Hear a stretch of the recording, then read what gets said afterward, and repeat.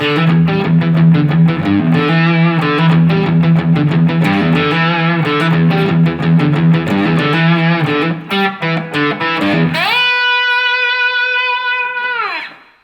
what's happening? Griff Hamlin here from Blues Guitar Unleashed. Welcome, thanks for joining me today. In today's video, gonna have a little bit of fun. You may have seen I was asked to do a sort of remote collaboration jam with my friend Steve Stine, and we did a kind of cool mashup of Just Got Paid, sort of slightly ZZ Top version, slightly Joe Bonamassa version. It was a great thing that he put together. If you haven't seen it, it's on YouTube. You can check it out, or Facebook. It's in both places. Anyway, I got a lot of requests for, hey, how are you playing that? I get it, because it probably looks a little bit weird. You might be thinking, because I look very different than everybody else. And it's because I'm in open E tuning. And I'm in open E tuning because I'm playing it with a slide.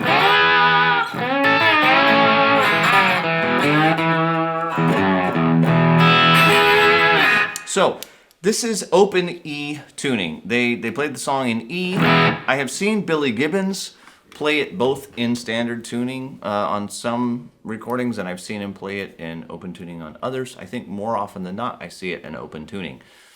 It definitely does make it, I think, a little bit easier for a couple of reasons. One being the slide, obviously. But the other is actually the way the sort of the main riff is played. So open E tuning, E, B, E, G sharp, B, E. I'm not going to get too into that. I'm sure you can either find another video on how to do that, or you probably already know. So that means that instead of going up to the 7th fret to get my my E, I can be down here at the 5th fret. And I'm getting my octave from that low E, and then C to D here on the 5th string. So I've got, I'm going to go ahead and pick every note, but you could hammer on as well. C, so the D at the 3rd fret of the 5th string, the E there at the 5th fret, and then the low E. Now's where you have to make a decision. I can either change my finger position and grab my G at the 7th fret. I think that's, the 8th fret of the 5th string. I have to actually look because of the tuning. Or I can grab it at the 3rd fret of the 4th string. I like the 4th string.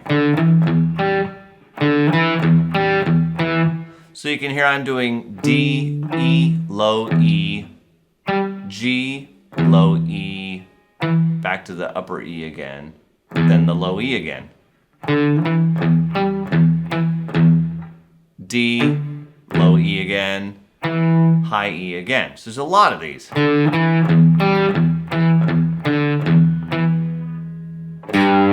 And that's going to be that low G pull off to the low E. Now on the ZZ Top, it's that pull off, and then grab the E there at what looks like a D, I know, but it's the 5th fret of the 5th string. That's the ZZ Top version. It's with a hammer on.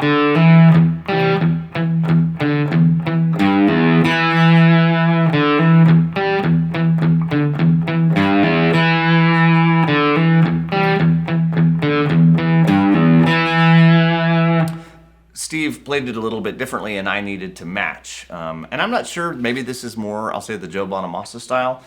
But I just kind of figured out what he was doing and played along with it so that it would match and wouldn't sound bad. And it's basically the same, except for right at the end, he would play the D and then a couple of E's.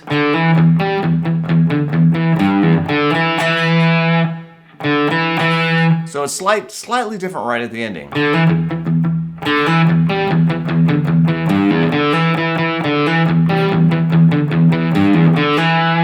So ZZ Top version. Actually, I don't think there's a hammer on at the end.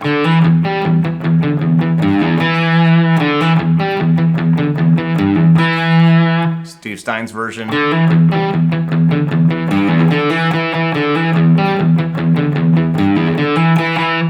can see it's a slight difference. So we do that, I think, 4 times coming in. One thing that you can do, if your alternate picking is not that strong, or this is just more comfortable, you can use your middle finger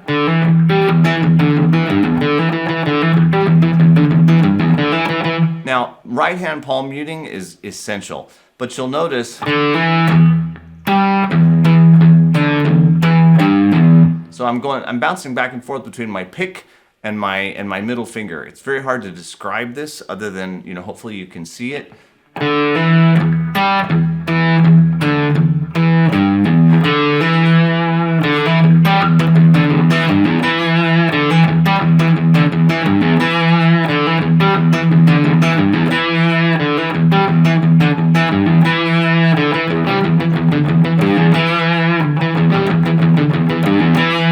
It's a different sound, obviously, but all of that alternate picking and getting up to the G can be tough. So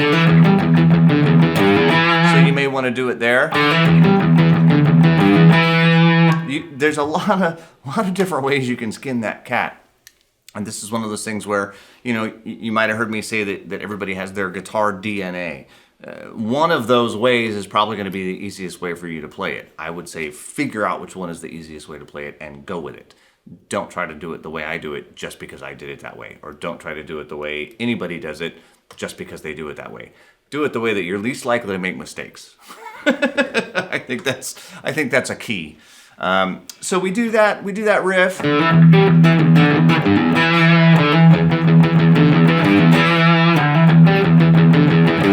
And then the last, we basically play the riff without the low E bouncing around. And there's a B note, which you could either get from the 7th fret of the 1st string or the 12th fret of the 2nd string. Believe it or not, you might find it easier with the slide especially to get that 12th fret on the 2nd string. Where I have a hard time sometimes is pushing down too hard on the 1st string. My guitar has, I think, 10 gauge strings on it, so they're not like super heavy or anything. I don't have it specifically set up for slide. I've simply tuned it that way. So while I can get there,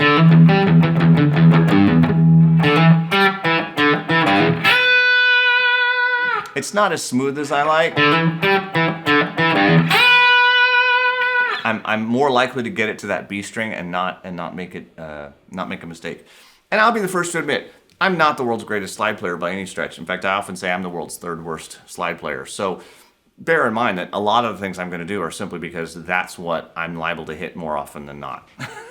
So take that for what it's worth. Now, during, I'll say,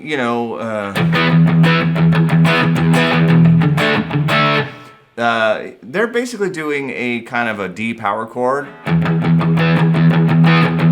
which is very similar to what ZZ Top does there.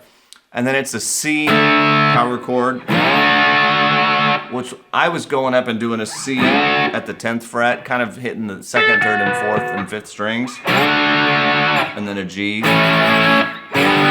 Now, they were also hitting an F at the end. The ZZ Top version doesn't have that. It just has the D and the G.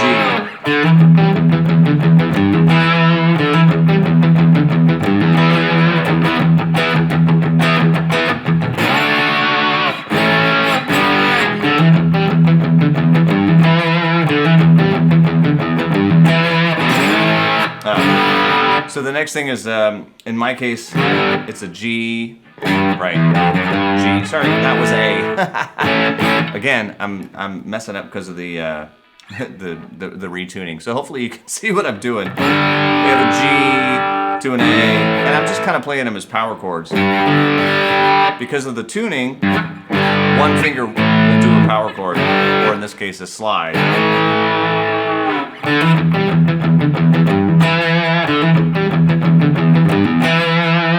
Now, what happens at this point is we get a lot of different sort of, this is where things change a lot. You get this kind of slide thing that goes on in the ZZ Top version, and I'll kind of show you a couple of little tricks here. Admittedly, I'll be the first to admit that I don't remember every last little single thing that I played in either the ZZ Top version or in the one I did with Steve. But I can show you some of the tricks that I used, some of these slide ideas. I think you'll probably be able to put it together pretty straightforward. You know, Steve added in that, I don't even remember what it was. It was this kind of, all kinds of riffs and stuff going on that I don't remember. So I'm not gonna be able to show you exactly where that is, but you can probably look at the video and see it. It's just power chords.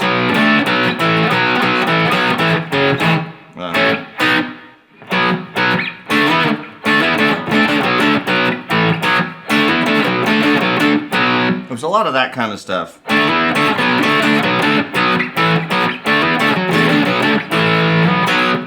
So I'm just playing the 4th and the 5th string together. So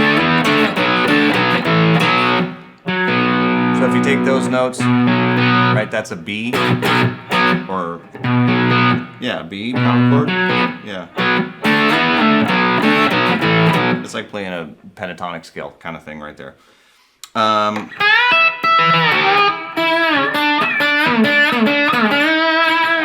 So one thing that you get, because of the slide and the open tuning, obviously, you know, the shake. So you always kind of want to slide into your notes. It just gives the nice sound. You'll notice I kind of drag the pick across.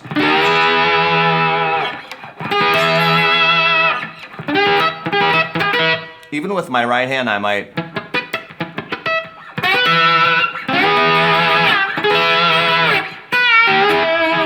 If I take the 2nd string, that's the 5th of the chord. So if I go down a whole step, and then I strike the 3rd string as I'm coming back up, that automatically gives me, and then I strike the 4th string back at the 12th fret, so I just go down and come back up.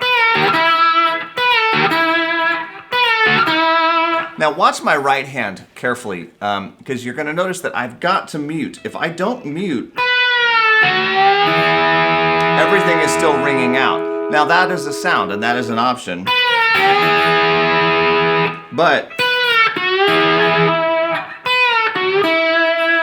a lot of times you'll see I'll pluck or use my right hand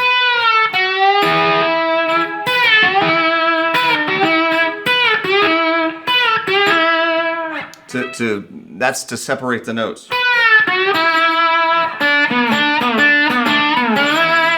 So if I do this move,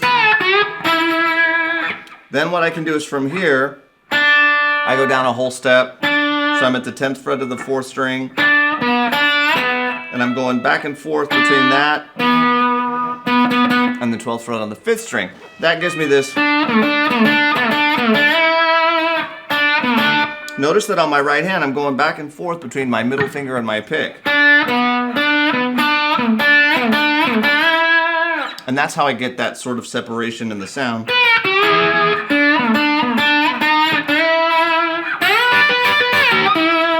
And I just always, I never hit the 12th fret on the 3rd string by itself. I always slide into it.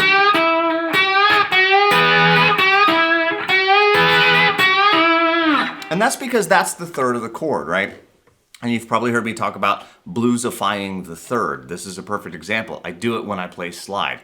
It's one of the things about blues. The notes don't change. They don't care if you're playing it with a slide or you're playing it with your fingers. The notes are still the notes. So if you understand how to manipulate the roots and the 3rds and the flat 7ths and all that kind of stuff, you can probably navigate your way through slide playing fairly well. There's some tricks, obviously. I've shown you a couple of them. The only other, I'll say, trick that I ever use is something like that. if I have, again, I'm in E.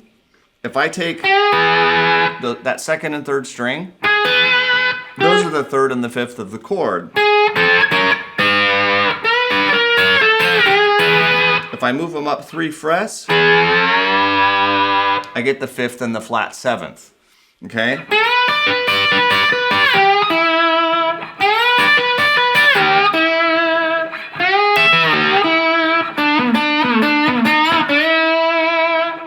So between that trick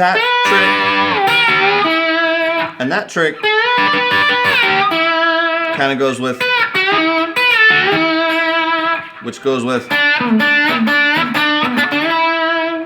and between those 3 tricks, you've pretty much got everything that I used in that solo. There's a little bit more to it, but that's really the gist of it. Those are sort of my bread and butter slide licks, if you will.